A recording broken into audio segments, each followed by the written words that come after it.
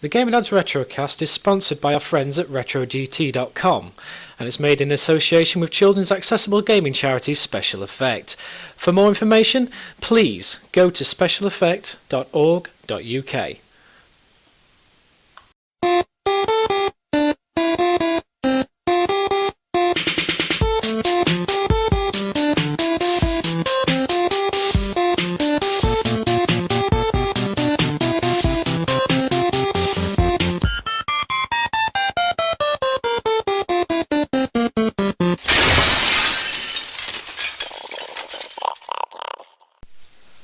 Hello, this is Moobit from Gamerdads, your intrepid presenter. I just thought I'd interject at this point to welcome you to Season 2, Episode 1 of the Retrocast. Now, obviously, this isn't the usual live studio format that we usually do. My apologies for that. As those of you on the site will know, we've been going through quite a lot of site updates recently. We just actually did go into the studio a few weeks ago with our new presenter Blugger and GD Retro Rambler as per usual. However, unfortunately Blugger's little boy is actually taken ill, so we do wish him well. We will be back next week with episode 2.2. So in its place, this is a interview I did with Darran Jones from Retrogamer Magazine. Down at Replay last November. I mean, we were going to save this for the episodes 2 and 3 of the Retrocast Studio show, but obviously circumstances withholding, we've pulled this forward, and just so we can get something out to you guys, to you faithful listeners. So please do enjoy. You should also notice that we're now sponsored by our good friends at RetroGT.com. Great bunch of guys, make some brilliant products, retro gaming products, and retro gaming themed t-shirts and card holders and all sorts of brilliant stuff. So please do go to their website and check them out. Send them a quick email through their messaging service and let them know you heard of them through us. We all basically buy our whole wardrobes from there, so believe me, it's good stuff. We'll have a full interview with those guys and some adverts for those in the coming shows. So yeah, thank you for your attention. Without further ado, here's our interview with Retrogamer Daz. Enjoy.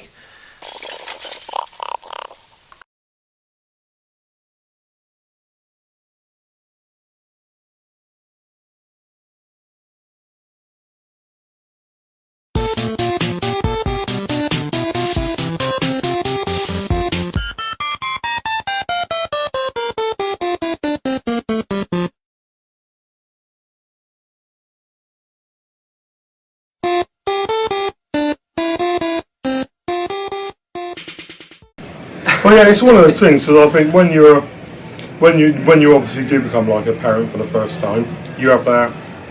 Because I can remember I used to be really into things like Magic the Gathering, which is like a card game. Yeah. And I remember that when Alice was born, well, just before she was born, sorry, I sold all my N64 games. I basically sold everything, sold all the Magic stuff, because you're like, basically I'm going to be a dad now. Not going to have time to play games and all the rest. And then after about 6 months, a year, you realise that basically, while they obviously do change your life, they don't change your life that much. No. And then obviously by the time the second one came along, there's no more doing any of this in the test of the war. Throw them in, yeah, you'll be all right. And bounce them off the walls and stuff. And because you're obviously a lot more confident with it. All my game collections back, basically. In my front room I've got like 60-inch TV, Xbox, GameCube, PS2, PS2 Slim, two Xbox 360s, Nice one. 2 Dreamcasts, Sega Master System, and this is all in our front room. And then I've got like big cabinets full of like Xbox games, GameCube, Saturn. So yeah, you just change, and then you realise that at the end of the day, you're still the same person that you've always were. You just got a couple of additions to the family, as it were. But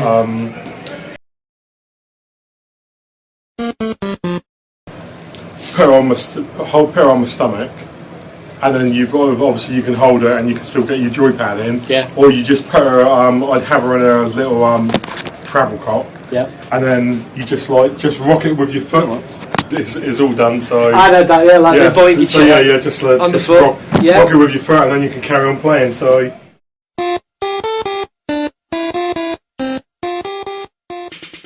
But yeah, I mean, they came down this morning. I've got 10-year-old and 5-year-old. They thought the place was amazing.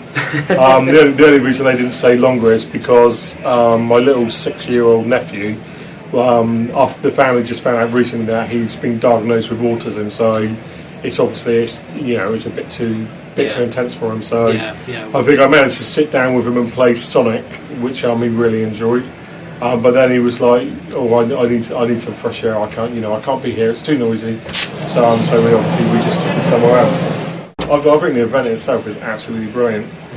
It is. The fact that two guys have pretty much done it all off. They've done it all off their back. I know they've had a lot of help from a lot of friends and stuff, but I've been going to these events now for the last 3 years, and each time they get bigger. But now this one's like jumped 4 events. Because in the past it's always been around 200 people, 300 at a push, and but I think they've sold 1,000 tickets, and they're still doing quite well with just people coming in on the door on that. Just like turning up. Yeah. So it's getting more like a mini expo now. So I know it's pretty huge into a couple of years, I reckon.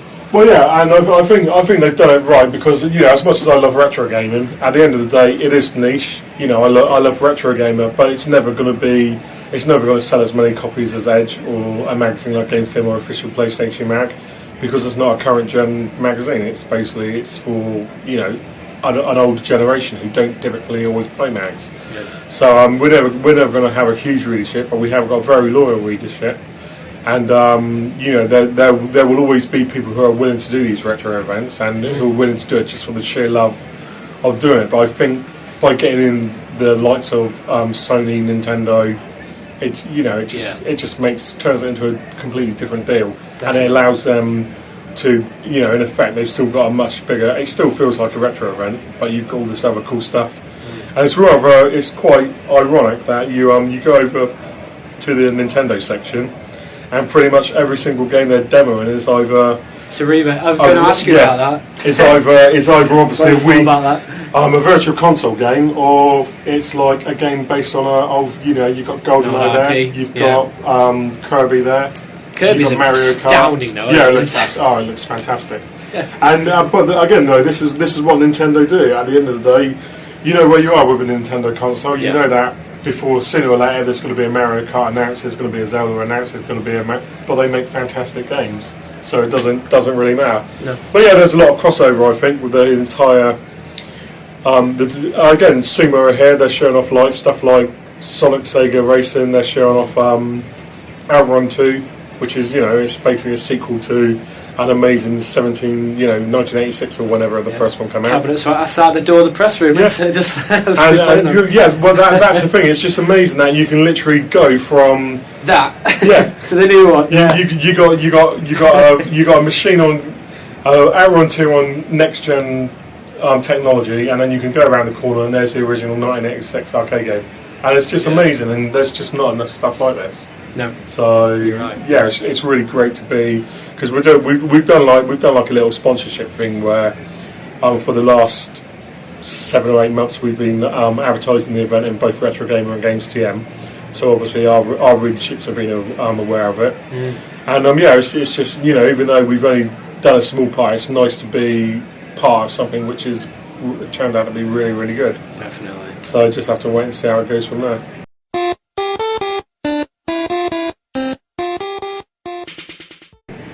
Ian Lee's here now, so that's quite good. I saw that on Twitter. Yeah. Well, because I was speaking to him earlier, and I was like, I've got a bone to pick with you, and he said, what's that, Darren? Because I don't know if you know, but he actually does a column for us every month as well. Nearly 2 years he's nearly been writing for us, and I said to him, once upon a time, I'd be the one standing up on stage opening these events and saying how great it was that everybody could come along. And I said, and now you're bloody doing it. So, but again, it just shows how it's getting bigger and bigger, and who knows who's going to be standing on the stage, and maybe someone like Miyamoto or something. So, but I just think it's fantastic. Really, really, really good fun. Definitely. I need to remind me. Actually, I need to get his autograph at some point from the wife. She's a big fan. Yeah, no. She, my missus, got introduced to him earlier, so she was quite pleased about that. I bet she was. But yeah, no, it's just. I mean, it's crazy as well because one of the other reasons I like coming along to these events is that I don't know if there was a letter after Z, I would be that letter celebrity. So I've been walking around with the latest copy because it's only come out today, so a lot of people haven't seen it, and they're like, "Oh, how have you got? Oh, you're the editor of Retrogamer," and it's like, so it's a little ego boost for me as well. So I'm certainly not in the same leagues as like Archie McLean's walking around, and you've got like Tony Crowther and that. But again, it's just nice to have a bit of recognition one day out of the year. So yeah, I'll probably stroll the floor again in a minute. Just really slowly. I'll see where the congregations of like the guys with like all the retro t-shirts. Like they're on guard. So, but yeah, it's just good fun, and it's just and like I said, it's a shame that the family couldn't have spent a bit more time here because the girls were really enjoying it, but obviously Henry wasn't really up for it, so he had a few games and that was it. So. But at least he got to experience a bit of it, didn't he? Well, this is it, and there is something really amazing though about seeing like two girls, not my girls, but there was like two girls. They must have been in their teens, and they're playing Just Dance 2. And then literally half an hour later, you see them right down the other end, and they're like playing some BBC game, and they really seem to be enjoying themselves. So yeah, no, I think what they've done is really, really good.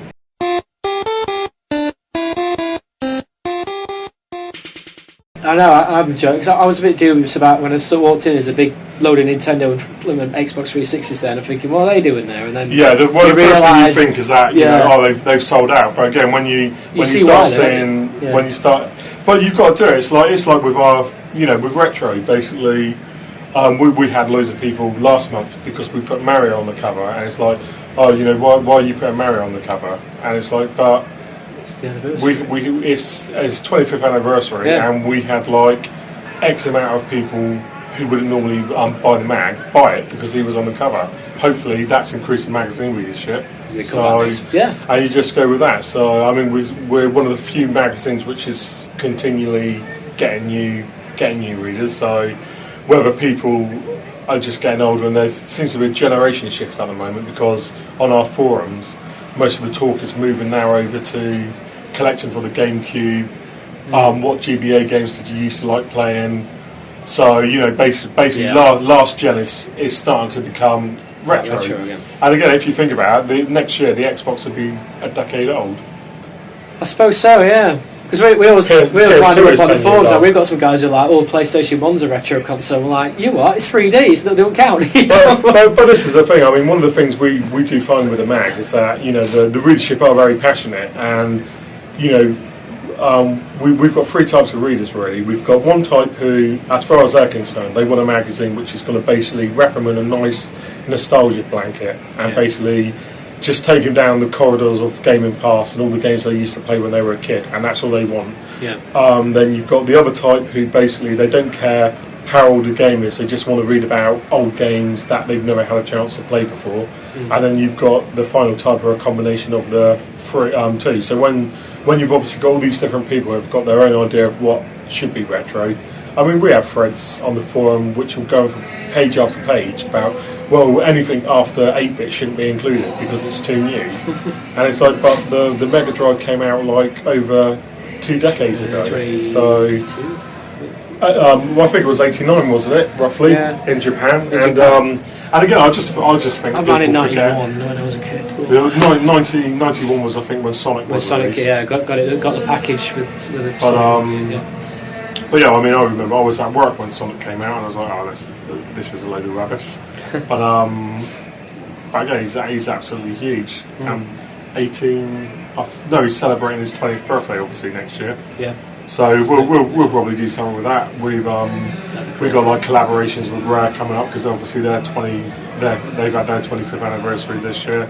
Mario's 25 years old. Pac-Man was 30 years old this year, and we're all getting older. And I think a lot of it is we just don't realise how old we actually are.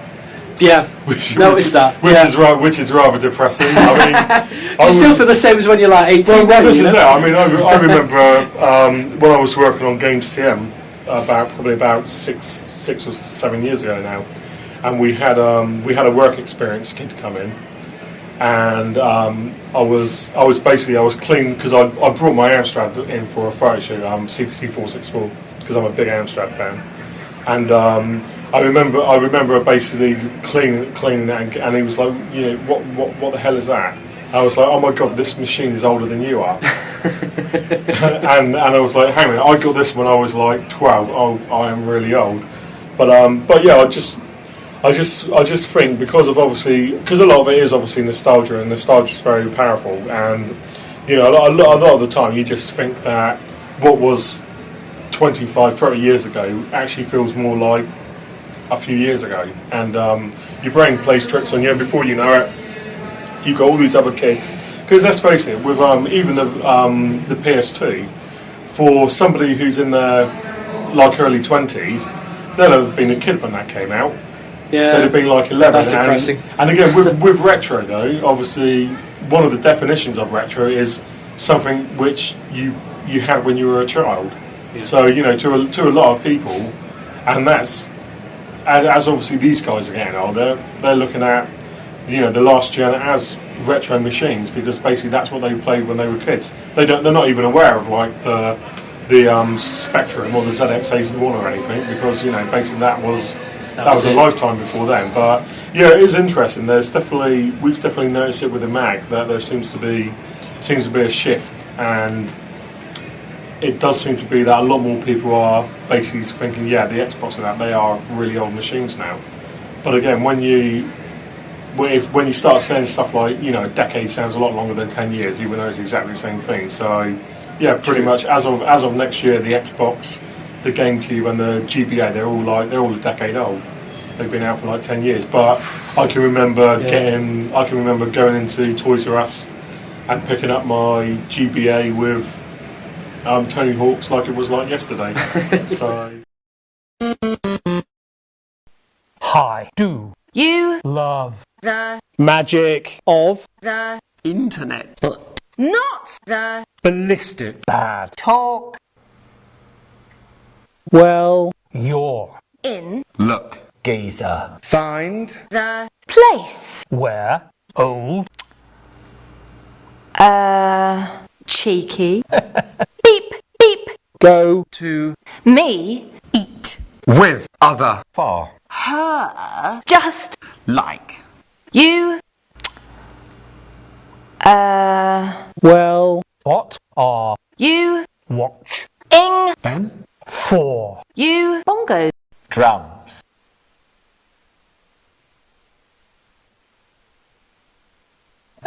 go on the internet and find us now www.gamerdads.co.uk.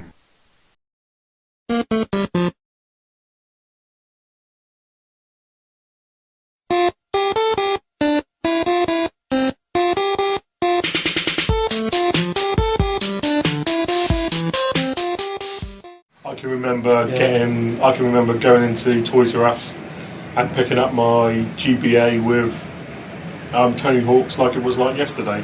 So I still remember still buying Spectrum games like it was yesterday. You know, yeah, that's how well, I feel. You know, I can always remember because one of my best friends, Richard Tallboys, he lived directly across from our school, and because he lived directly across from the school, we were allowed to go around his house at lunchtime. Yeah. So we go around his house, and basically my lunchtimes consisted of just playing Jet Set Willy or Spy Hunter for an hour, and then I'd go back to school. So yeah, but again, you know, I can remember that like so clearly, and I can remember the three of us. There was him, myself, Richard, Philip Payne, who was this really small. I think he had like a growth disorder, because despite the fact that he was 13, he was literally about this high, and he was so small and he was so light that he would literally ride his Alsatian to school. He'd sit on his back. He had a little, no word of a lie, he had a little He had a little saddle, and he would ride his dog to school.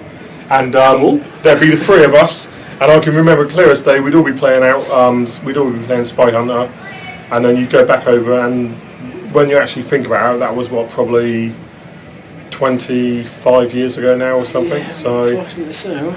Yeah, it's crazy. I mean, I'm 37 now, so yeah, Spy Hunter would have probably come out very early 80s, 84 maybe, 85. So yeah, and yeah, time just goes so quickly. It does. It's rather depressing.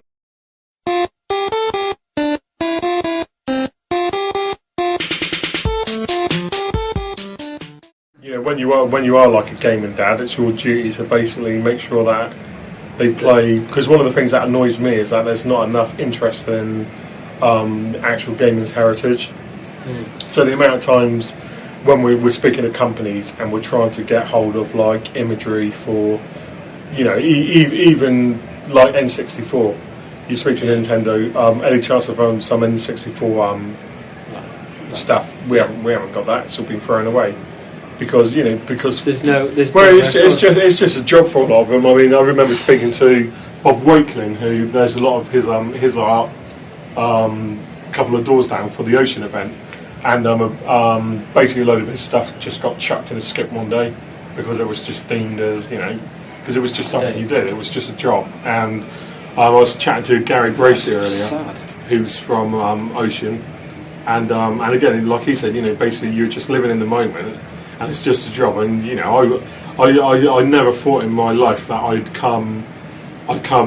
go to somewhere like 20 years down the line, which was related to what I did, and people are celebrating the fact that they're all playing the games that I was involved making, you know, when I was like a youngster. Yeah. So yeah, no, it's a crazy old thing, but that's why I feel mags like Retrogamer are so important, because even if you go on the internet, there's not really a lot of documentation. I mean, one thing that was quite interesting was, I think it was to do with, I don't know if it was the GameSpy network, I think it was, and about 2-3 years ago, for whatever reasons, they had to shut their servers down. Right. And there was a lot of the actual sites. There was like a big Castlevania one dedicated to Castlevania, a big this, a big that. But overnight, because they couldn't obviously secure new servers and that, and because they didn't have the rights to keep the old stuff, overnight stuff just vanished. And as much as I like the internet, and there's no denying how it has helped change both gaming media and that, but you know, you can lose something overnight. And the whole thing with, I don't know if you heard about Good Old Games, when they're sort of like Steam, but they're a DRM free version of it. And the idea is that you can go on there, you can download games, and basically they did a publicity stunt where they didn't handle it very well, but they did a they did a stunt where they basically implied that GOG was shutting down. And although they allow people to make copies of anything they download, most people use it like Steam. So basically, you go on there to play your games. Yeah. So and obviously because they said that they'd be offline, loads of people suddenly couldn't get all the games that they'd spent money on. So whilst it's not going to happen with Steam, because it's huge, but at the end of the day, if Steam was to close down tomorrow, all that money you've spent on all these games, you haven't got any more. Agreed. So whereas with magazines, although, you know, print, I remember we had the GMA events not so long ago, and Pat Garrett of Video Games 24/7 was like, oh, you know, print is dead on that. But like, print is never going to be dead, because at the end of the day, people will always want to read stuff. It is struggling, but even now, though, when you look at obviously a lot of the big gaming sites like what's the one in the US which has just lost a load of people. They've had like and they've had like huge layoffs on that. So everybody's suffering from it. And I don't know. I think one thing that I have noticed with a lot of video game sites now, which I don't like, is they're becoming very tabloidy, and it's all about it's all about generating hits, and you know they'll basically say something, and they'll twist the words to basically get people to go there, and then you read it, and it's really the same as what you could read anywhere else. And so I don't know how long people are going to put up with that, but But yeah, I think there's always going to be a place for like obviously mags like Retrogamer and Edge and GameStem and that, but you just have to change and evolve, haven't you? So yeah, we even thought like going down the iPad route. I know like T3. Well, we have got a little magazine where you can like download the app and stuff, and you can buy each issue for like a nominal fee. So that seems to be doing quite well, and I think we're going to look at potentially doing more bookazines where you just like look at the past, like, because again we're on our 85th issue now, and on average we do 2 or 3 making of, so potentially we could do lots of really good books where you're just speaking to the developers all the time about classic games. So yeah, I mean we definitely dabble with like the iPod and that, and we've got our own website, but it's that's not where our focus is, because at the end of the day we're only a small magazine team, so that stuff is normally left to our basically all the technical guys to sort out. Right, I'm with you.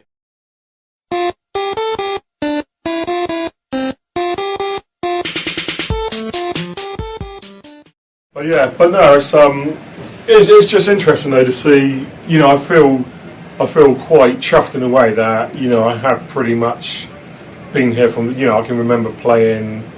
I'm a little too young for Pong, but I can certainly remember playing like Pac-Man in the arcades and that. And it's staggering to see how gaming has changed over the last like 3 decades alone. And when you see kids playing games now, and you read a lot of reviews on websites and stuff, and there's no context because they don't.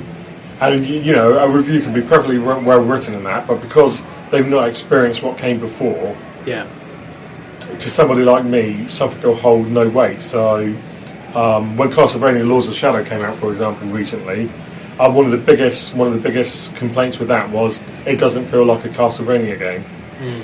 And it's like, well, how do you figure? Because you've got a guy with a whip chucking crosses at people, set in European locations, and then when you carry on reading the review, and it's like, oh yeah, because basically there's none of the exploration that you get in the Metroidvania games. And it's like, so you're basically comparing this game to games which basically came out on the PlayStation in 1998.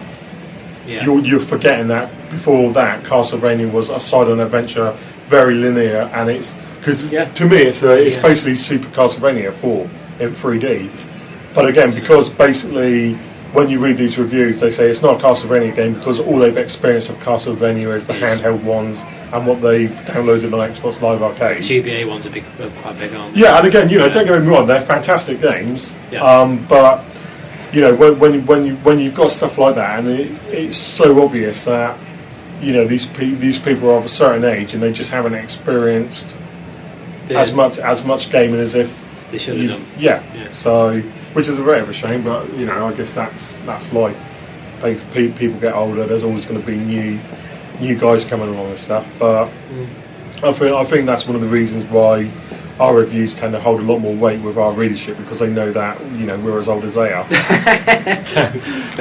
and we know that basically the first person shooter wasn't on the PlayStation, but it was basically 3D Monster Maze, and stuff like that. So, and we know that survival horror games didn't start with Resident Evil because Capcom told you they did. They started with games like Hunt the Wampus. So, but yeah, I mean that's just the way the industry is. But bottom right.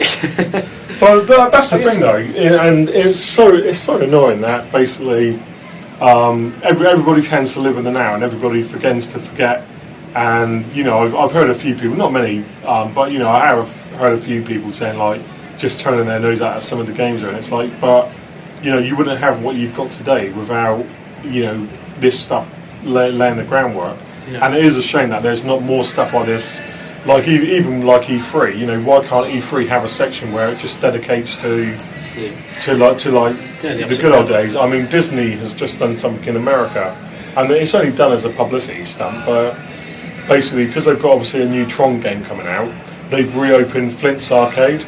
So basically, there's a huge arcade in Disney World now, or Disneyland, whichever one it is in Florida, which has got, and it's just full of coin-ops from the 80s, and it's amazing, and they've only done it as a publicity stunt, but that's the sort of thing that you need to have, because this stuff isn't going to be around forever, and sooner or later you're not going to have guys like the Jammer Plus guys who are going to be willing to constantly fix these machines so people can play them, and you're just going to lose it all. Yeah. So, because again, as much as I do love the internet, it's only there providing that obviously your servers are there and everything else, and then once something is gone, then unless you do back it up and that, it's pretty much gone forever and you're never going to see it. The DVD won't last forever even if you back it up onto that, will it? So. Yeah, I mean there is obviously the argument that obviously even physical media isn't going to last forever, which is true, but I don't know. I just like holding magazines in my hands and like that. As much as I love like browsing the internet and that, it's a hell of a lot harder to browse the internet when you're like got a laptop on your knees and you're sitting in the toilet, but with a magazine you're sorted. So, but yeah, I mean, are you here for both days? I'm here for both days, so I don't know if you're around for both days as well, or are you going to be with the kids tomorrow, like you say? Yeah, I'm probably going to hang around because there's a good music event on tonight, which is quite good fun. Yeah, I was thinking about going down myself. Yeah, no, it's pretty good. I mean, the guys who do it, but you get a lot more out of it if you're into the C64 because it's all heavily based on that era. But yeah, that's good fun. So I might go along to that. Okay. But yeah, otherwise I'm just going to take a few YouTube videos now for because I've got a little YouTube channel. Nothing major. I've only got about 2,000. No, how many people have I got? 1,000, just under 2,000 subscribers, I think. So, but I've only been running that since. Yeah, I've only been running that since last July. So that's quite good, and it sort of like supplements the man because I normally like show the latest issue on there, and it's just me playing games, or I'll interview a few people now. But I just love stuff like this because basically I love games. I love the fact that my kids love games. Yeah. And I just think you got as a parent, there's more to it than just keeping on the straight and narrow. You've got to show them why Outrun is always going to be better than Gran Turismo and stuff like that. So, but no, it's been lovely chatting to you, and hopefully I'll. The Gamerdads Retrocast is sponsored by our friends at RetroGT.com, and it's made in association with children's accessible gaming charity Special Effect. For more information, please go to specialeffect.org.uk.